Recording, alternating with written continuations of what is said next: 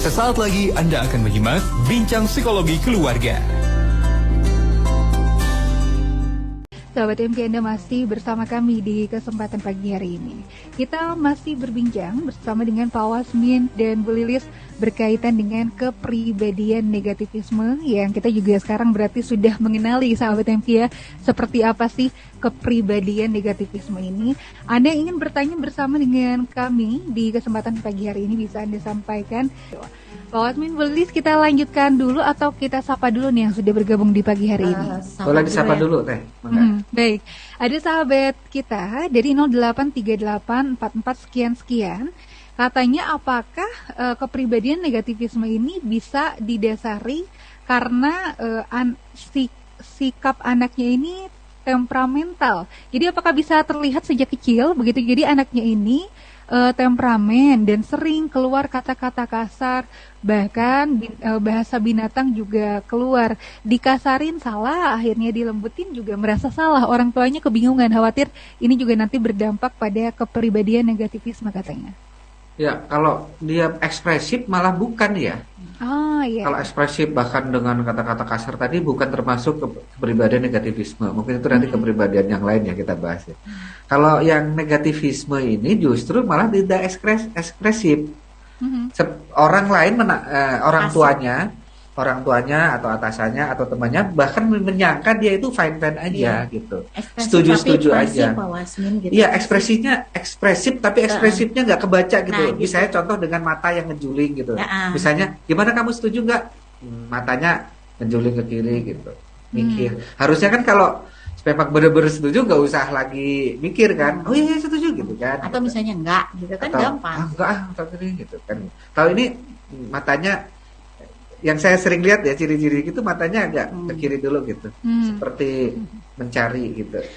Jadi seperti mata gitu. Sinis ya Pak Wasmin. Matanya kayak mata sinis ya. Kenapa matanya misalnya kalau ditanya kamu mau ini enggak? Terus dia matanya agak ke atas, agak apa sih, mencibir atau apa ya? Ya, juling ya, apa bukan juling? Seperti sinis memang jadinya. Ya, ini coba diperagakan nih. Coba Pak Wasmin. Saya tanya misalnya Pak Wasmin, saya lagi goreng nasi nih, mau nggak? Boleh deh. Nah, kenapa matanya begitu coba Pak Wasmin? Ya itu karena konflik. Nah, karena dalam diri saya konflik. Ya. Sebetulnya saya nggak suka nasi goreng, sebetulnya tapi karena gak enak sama Bu Lilis gitu ya. Udah capek-capek, jadinya iya deh gitu. Jadi antara apa yang ada dalam dirinya dengan yang diekspresikan kadang-kadang berbeda gitu. Iya, konflik. Jadi kelihatannya di mata nantinya gitu. Jadi hati berbicara A, mulut berbicara B. Nah, nanti di mata kelihatannya. Di mata kelihatannya. Nah, ini untuk belajar bahasa tubuh ya. Kalau salah ada teman kita ya, teman kita misalnya berinteraksi terus, kalau nih misalnya tadi ditawarin atau apa matanya itu, nah berarti dia ada konflik gitu. Nah, kalau ada konflik bagusnya besok kamu memilih apa, nggak apa-apa, nggak mau juga, nggak maksa gitu. Ini mah istilahnya nawarin aja, nggak harus kamu harus mau juga gitu. Iya. Nah itu biar dia juga coba memilih gitu. Ya, ada lagi Teh yang ini? Baik, nampaknya kita masih menunggu untuk yang lainnya. Lanjutkan berarti ya. Kita boleh lanjutkan dulu. Ya baik, tadi kita sudah mulai mengenali sifat-sifatnya, gejala-gejalanya. Tadi gejala udah sebutin semua ya. Ya. Nah sekarang kita mencoba apa sih penyebabnya, kenapa ada orang yang seperti itu gitu ya, Bliss ya. Ada poin-poin apa aja yang bisa? Iya, intinya sih sebenarnya penyebabnya itu pasti biososial, Pak Hasmi. Nah bio ini yang pertama adalah genetik atau keturunan, karena kan emang karena keturunan berarti ya. Iya. Keturunan itu ya kan darah ini itu pasti ini gabungan ada. Teh, tidak cuma satu sebab. Jadi kepribadian itu juga pasti itu biososial itu kan ibunya dengan bapaknya menikah gitu ya, campur. Kemudian bapaknya juga punya keluarga, ibunya punya keluarga. Nah itu tuh membawa gitu. Nah, untuk genetik itu 20%. Kontribusinya malah cuma 20%. Ya. Nah, yang lebih banyak. Jadi misalnya gini loh, keturunannya ada misalnya ya. Nah, tapi lingkungan dia lebih banyak ke bukan lingkungan keluarga, lingkungan orang lain, lingkungan yang tidak negativistik. Nah, itu tidak akan muncul Pak Wasmin gitu. Atau misalnya genetiknya tidak ada nih. Tapi dia bergaul di lingkungan yang negativistik, ya dia juga bisa negativistik ya. Yang pertama di genetik atau keturunan. Yang kedua, tumbuh di lingkungan yang kasar biasanya, jadi dia untuk antisipasi sebenarnya daripada dipukul misalnya, akhirnya dia misalnya kalau dia jujur ya, kalau dia jujur mengatakan apa yang dirasakan, nah itu dapat dari pukulan misalnya, dari lingkungan itu kekerasan, misalnya pukulan, caci maki. Nah dia kan mau mempertahankan dirinya, itu sakit loh dipukul atau caci maki. Nah akhirnya apa yang dia lakukan, ya udah aja yang dia lakukan adalah dengan cara bohong ya, atau dengan ya suka gitu, karena mungkin misalnya gini, ibunya masak gitu, nah terus dia nggak suka, kamu tuh ya nggak bersyukur, dasar anak gitu ya, terus kadang dicubit gitu, enggak ini. Nah akhirnya, waduh, ini kalau saya berekspresi begini bahaya nih gitu. Nah akhirnya apa yang harus saya lakukan untuk aman, Pak Wasmin? Nah caranya adalah misalnya dia untuk gimana nahan gitu, terus ibunya gimana, enak mama gini. Padahal gak enak, iya, terus enak. Ibunya bilang wah, ibunya seneng gitu. Oh berarti dia akhirnya, saya daripada saya sakit, daripada luka, saya harus tidak mengekspresikan apa yang saya rasakan gitu ya. Kemudian yang selanjutnya, sering dihukum di saat masih kecil karena mengungkapkan kemarahan atau emosi negatif atau menentang pikiran atau perasaan. Jadi misalnya gini loh, untuk orang tua, misalnya anak nangis. Nah ketangisan anak itu biasanya membuat orang tua itu apa ya, pening, Pak Wasmin. Bisa dua nanti, kalau ada anak nangis itu bisa ngategaan, atau bisa jadi timbul karena marah gitu, kenapa nangis aja, bisa dipukul, dicubit misalnya gitu. Nah ini makanya nanti kalau misalnya, itu mah nanti ya di apa yang harus dilakukan. Nah ini yang jadi ketika anak nangis misalnya dibekap, berisik, tahu nggak, papa itu banyak kerjaan, kamu nangis aja. Nah akhirnya anak akan belajar tadi juga, belajar untuk menahan gitu ya. Terus ketika misalnya mengeluarkan emosi negatif, malah nggak bersyukur, ya gitu ya. Nah gitu. Nah akhirnya kekerasan ya intinya ya. Iya, kekerasan verbal ataupun non verbal gitu. Itu. Kemudian yang keempat, tidak belajar bagaimana menegaskan diri sendiri selama masa anak-anak. Kayak tadi anak saya. Kalau misalnya saya biarkan, tidak koreksi, kan pendidikan itu pada dasarnya mengoreksi loh Pak Wasmin. Misalnya gini ya contohnya, anak usia 2 tahun, dia usia 2 sampai 5 tahun menganggap yang di rumah itu milik dia. Kayak anak saya waktu TK bilang, mobil aku Mada, mereknya ini. Nah saya mengoreksi, itu bukan mobil kamu, itu mobil ayah kamu. Nah ngoreksi.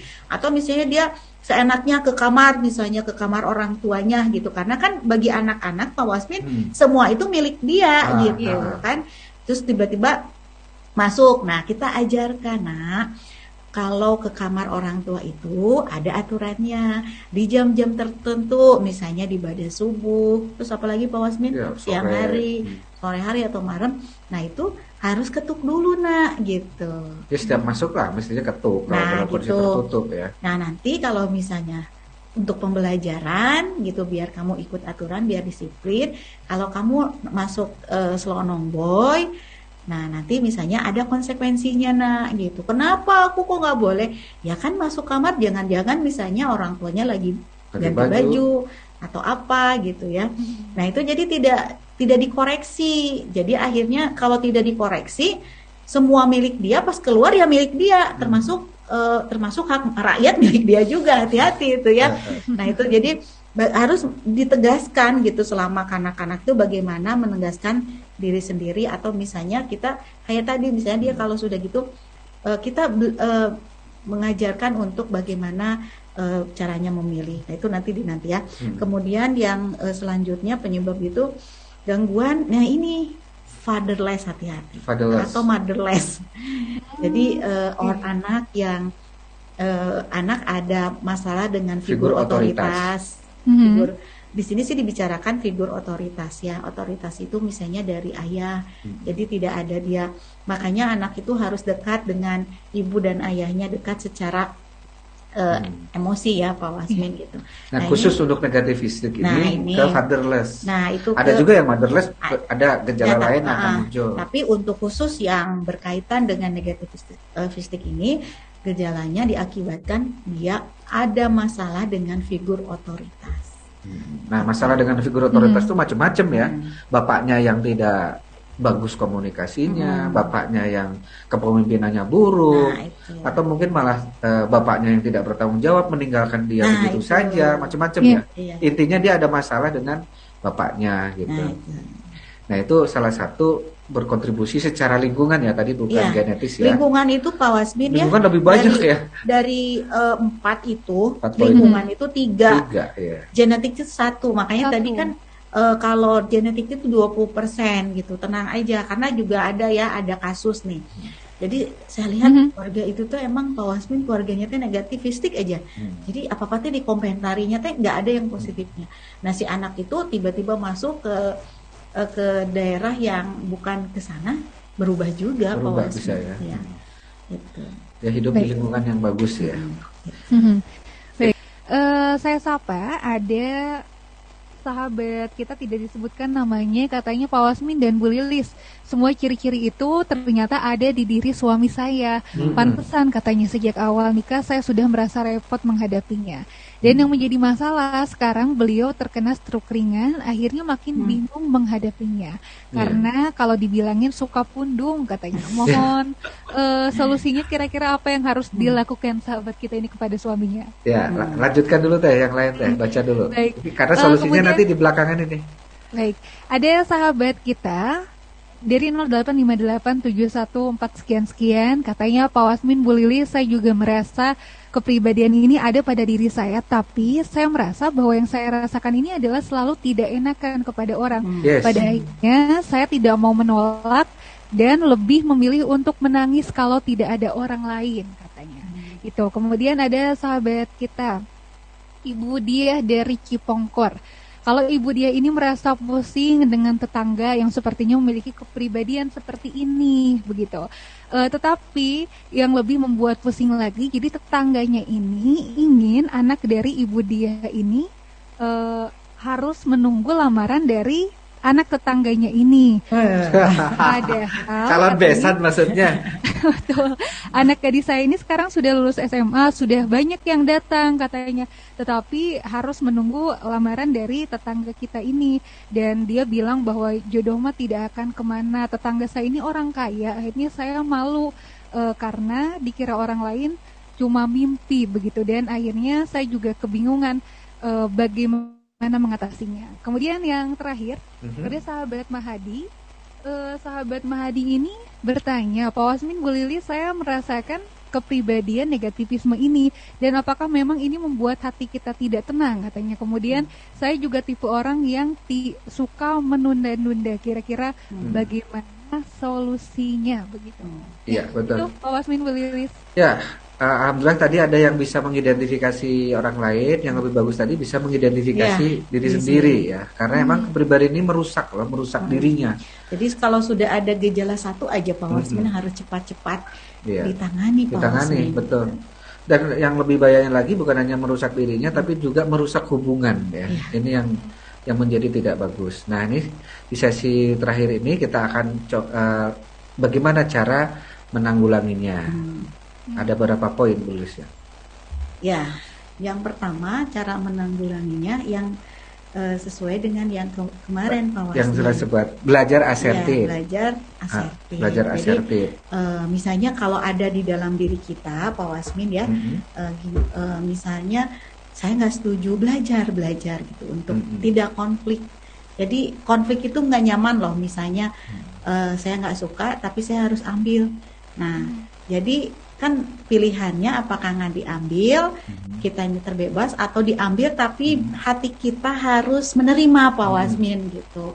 Nah, itu pilihannya yang mana. Nah, ketika memilih, kayak kalian saya juga ketika dihadapkan ke memilih gitu ya, lebih enak ya Bu Lilis gitu, dalam artian ketika memilih ya udah aku memilih diri sendiri, nggak nyaman ya udah aku nggak apa-apa kan, aku nggak ikut ya gitu, nggak apa-apa ya. Nah, malah misalnya tadi Pak Wasmin, terima kasih Pak Wasmin misalnya sudah menyiapkan nasi goreng untuk saya, alhamdulillah saya tersanjung. Tapi maaf ya, saya itu lagi misalnya diet nasi gitu ya Pak Wasmin karena beberapa hal, makasih. Nah itu malah lebih enak Iya, kitanya dan orangnya juga akan tahu ya nggak jangan tersinggung dah ini mah gitu, tetap kita gitu. Atau yang kedua misalnya ya nggak apa-apa lah sekali-kali nasi goreng tapi hatinya seneng gitu. Nah itu malah lebih enak Pak Wasmin. Jadi gitu. selain belajar asertif, tadi belajar ikhlas juga. Nah itu. Karena banyak pribadi konflik itu menyampaikan nggak berani, ikhlas tidak. Nah itu yang membuat diri sakit itu, penyakit hati disebutnya itu ya. Akhirnya bisa lama-lama hatinya bisa mati itu nanti itu. Nah termasuk juga tadi misalnya diajak kemana gitu, ke makan apa, sampaikan aja. Nah, di sana ada menu ini enggak ya? Soalnya saya lagi menghindari ini gitu ya. Misalnya lagi diajak gitu. Bisa jadi yang traktir itu memang ingin menyenangkan kita. Tapi gara-gara kita iya ya dianggapnya senang. Nah, gitu. Tiba-tiba makanan nggak dihabisin. Kan itu. kecewa orang. Tapi kalau kita bilang misalnya contoh nawarin, "Yuk kita makan yuk di sana," gitu. Di sana menunya apa sih gitu. Nah, Coba sampaikan aja di sana menunya ada apa aja ya gitu. Kalau ya. saya sekarang lagi Nah, mengurangi ternyata ini. pas dilihat menunya di browsing misalnya, oh ini ada menu saya gitu. Tapi ternyata nggak ada menunya. Aduh di sini nggak ada menu saya gimana ya? Tapi nggak apa-apa, aku temenin aja deh. Nah kan akhirnya yang ajak perhatian, oh jangan gitu dong. Nah karena ekspresi menyampaikan, akhirnya kita diskusi. Ya udah kalau gitu kesini aja gimana? Nah gitu. Jadi Daripada dia nggak menyampaikan.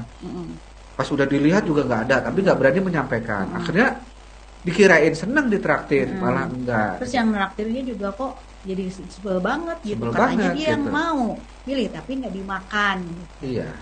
Itu Jadi kalau latihannya latihan menyampaikan, iya, memang nggak latihan ada. menyampaikan. Latihan. Nah gimana nih kalau misalnya orang lain yang ada negativistik. Nah kita gimana caranya untuk yang sok atau kamu sampaikan apa yang kamu inginkan atau misalnya ke arah bagaimana dia untuk memutuskannya jangan di kita Pak Wasmin. Dia belajar Jadi, memutuskan dia. Belajar memutuskan gitu. Dan kalau keputusannya kemudian tidak berhasil atau apa, Iya. jangan juga dimarahi. Nah itu. Suruh bertanggung jawab aja nggak apa-apa gitu. Kayak kemarin itu anak saya itu kan pada bikin mie Pak Wasmin. Terus namanya anak-anak mie-nya tuh digini-gini brak jatuh kemana-mana. Oh itu kan ada telurnya, ada ininya gitu.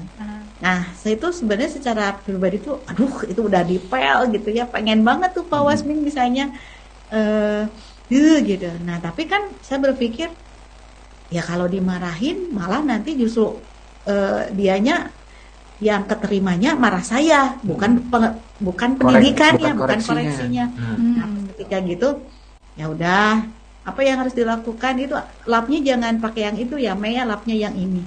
Terus mereka lap. Terus kakaknya tuh bunda gini-gini ya nggak apa-apa, yang penting tanggung jawab. Betul. Tanggung jawab gitu. Nah ini biasanya anak yang melakukan kesalahan tidak diminta tanggung jawab, tapi diomelin, dimarahin. Nah ibunya yang mengambil misalnya. Kamu mah katanya, terus ibunya yang ngelap, dasar kamu mah pasti nggak bersih ngelapnya. Bikin capek mama aja. Nah itu. Nah itu nanti anaknya dia jadi pasif agresif. Nah ini untuk misalnya pendidikan anak. Jadi kalau anak melakukan kesalahan, ya nama juga manusia. Yang paling penting bukan ketika anak melakukan kesalahan, tapi setelah melakukan kesalahan itu sebagai orang tua kita mendampingi anak bagaimana anak untuk bertanggung jawab. Kayak tadi ya. Di ini pas saya lihat ya sudah bersih lagi, ya udah beres kan masalah gitu. Nah itu jadi kalau misalnya orang satu kan mama juga bilang apa gitu, nah nanti dia tidak berani Pak Wasmi. Justru kalau nanti misalnya ya nggak apa-apalah, itu kan misalnya pilihan kamu ya terima aja, ada konsekuensinya lakukan aja. Dan kamu juga pasti dapat pelajaran dari hal itu. Termasuk tadi pertanyaan yang tetangganya pasif agresif dan tetangganya mencegah kita untuk menerima lamaran orang sebelum menerima anak. Ibu juga harus belajar jangan jadi pasif agresif. Ibu juga harus latihan berani. Ya nggak bisa. Sebelum khitbah itu anak perempuan sebelum khitbah masih boleh menerima tawaran yang lain. Tapi kalau setelah khitbah memang nggak boleh. Ya kalau memang mau ya khitbah dulu menikahnya, tapi emang setelah khitbah ke nikah jaraknya nggak boleh bertahun-tahun ya, paling berapa bulan gitu. Ibu juga harus belajar aja menyampaikan meskipun dia kaya, mungkin pejabat di sebelah ibu, jangan belajar jadi pasif agresif gitu. Ya jodoh betul, malah kata tetangga jodoh tidak kemana ya, itu ibu pakai juga kata-kata ya Pak, jodoh tidak kemana ya. Nanti Kita mah yang duluan aja, siapa tahu jodohnya ditungguin malah nggak jadi kan gimana Pak gitu. Sementara kemarin ada yang datang kita tolak, gitu aja. Ibu belajar tuh menyampaikan, jangan jadi pribadi pasif agresif ibunya gitu. Ya sambil bercanda juga boleh kan, tetangga misalnya sambil kadang-kadang sambil cicet ya, tetangga itu di pagar gitu kan, cicet aja gitu. Terus tadi yang suaminya ternyata sakit tadi karena pasif agresif. Nah nanti kita bisa nanya loh dengan begini, emang keuntungannya dengan berpikir negatif itu ada nggak sih gitu, keuntungannya berlaku begitu kan penyakitnya semakin lama gitu. Kayak misalnya saya juga ini lagi ada saudara nih yang sakit di rumah saya, dan dia ngeluh aja, jadi ngomongin orang, jadi dia mau orangnya iri ini, jadi dia nggak jenguk aku, dia nggak jenguk aku, orang nggak jenguk aja jadi pikirannya suka-suka aja orang nggak jenguk. Nah saya mengininya emang dengan ngomongin orang manfaatnya, misalnya ngomongin orang terus ngomonginnya negatif lagi, ada nggak keuntungan untuk kita? Coba Bude cari, ada nggak keuntungan dengan misalnya Bude bilang bahwa dia gini yang negatifnya, penyakit Bude semakin sembuh nggak? Ayo gitu. Yang ada adalah kepikiran terus. Ya, gitu. Jadi ini udah berapa poin Bu Lis? Udah 4 poin ya. Pertama, belajar asertif, belajar menyampaikan. Yang kedua, belajar ikhlas. Kalau tidak berani menyampaikan, latihan ikhlas. Aja. Kemudian yang ketiga, nikmati. Kan ikhlas itu menikmati. Ya kan nggak akan bisa menikmati kalau nggak ikhlas. Gitu. Betul. Yang ketiga, untuk mencegah dalam pendidikan anak, latih anak tanggung jawab, jangan dimarahi. Itu lebih baik suruh tanggung jawab aja. Nah, kalau sebelum suruh bertanggung jawab, latihan memilih tadi ya. Iya. Jadi yang ketiga, latihan memilih, kemudian latihan tanggung jawab. Terus ketika anak misalnya mengeluarkan negatif, misalnya nangis gitu ya. Nah, nangis itu karena juga kadang di beberapa anak ya Pak Wasmi, nangis itu kan untuk mengeluarkan energi kayak negatif tadi kan. Ya, jadi biasanya saya peluk dari belakang, karena kalau anak nangis apalagi anak kecil yang dia misalnya terapi tangannya kemana-mana, saya peluk dari belakang. Sok, nggak apa-apa nangis mah, Bu Lilis tungguin, Bu Lilis meluk aja biar kamu tambah nyaman. Nah dia nangisnya ada yang sampai kemarin itu nangisnya 1,5 jam Pak Wasmi. Nangis lagi terapi terus ya, nangis terus. Nah lama-lama kan dia capek juga, udah lama-lama habis juga istilahnya. Sambil kitanya olahraga juga kan. Ya. Lama-lama dia tidur, udah beres aja gitu. Jadi dipeluk ya. Iya, jadi kalau daripada dimarahi tadi tanggung jawab atau dipeluk. Iya, anak itu kalau nangis nggak apa-apa, ekspresikan. Jadi kalau misalnya anak kita lagi nangis, ya kalau sedih nggak apa-apa, sok nangis. Yang tidak boleh itu nangis misalnya jerit-jerit sampai ada yang lain terganggu. Nangis mah nggak apa-apa, makanya ketika yang terapi juga kalau nangis nggak apa-apa, Bu Lilis tungguin, Bu Lilis peluk biar nyaman gitu. Nah ini bagi orang tua, karena nangis itu kadang juga jadi pusing gitu. Akhirnya gimana caranya biar diam? Terus ini udah lewat 37. Terakhir ya. Terakhir satu lagi tip untuk menghadapi orang pasif agresif yang sudah ditambah dengan kecerdasan manipulatif. Kita tip yang kelimanya tadi adalah kita harus punya data dan fakta. Kalau perlu omongannya direkam, difoto, di screenshot. Karena orang-orang kayak gitu nanti malah ngebalikin ke kita. Itu mencari kambing hitam tadi ya. Itu kira-kira teh, soalnya udah 37 menit. Baik, alhamdulillah. Kalau memang masih banyak pertanyaan nanti boleh usulkan minggu depan lagi ya. Ya, mudah-mudahan interaksi lain yang baru sampai juga mudah-mudahan kita bisa sapa di lain kesempatan ya. Pak Wasmin, boleh di akhir barangkali ada pesan untuk sahabat MG, silakan. Untuk yang masih mencari sekolah dasar untuk anaknya, kita Anak Langit menerima pindahan juga di kelas 3 dan kelas 2. Alhamdulillah ini juga ada yang pindah. Kakak beradik nih mau pindah di kelas 3 dan kelas 2. Juga sekarang menerima pendaftaran siswa baru di kelas 1. Masih ada 2 kursi lagi untuk yang siswa barunya. Silahkan ke 0811 225 002. Terima kasih Teh. Baik, alhamdulillah, terima kasih Pak Wasmin. Bu Lilis sehat selalu. Terima kasih. Assalamualaikum warahmatullahi wabarakatuh. Waalaikumsalam warahmatullahi wabarakatuh.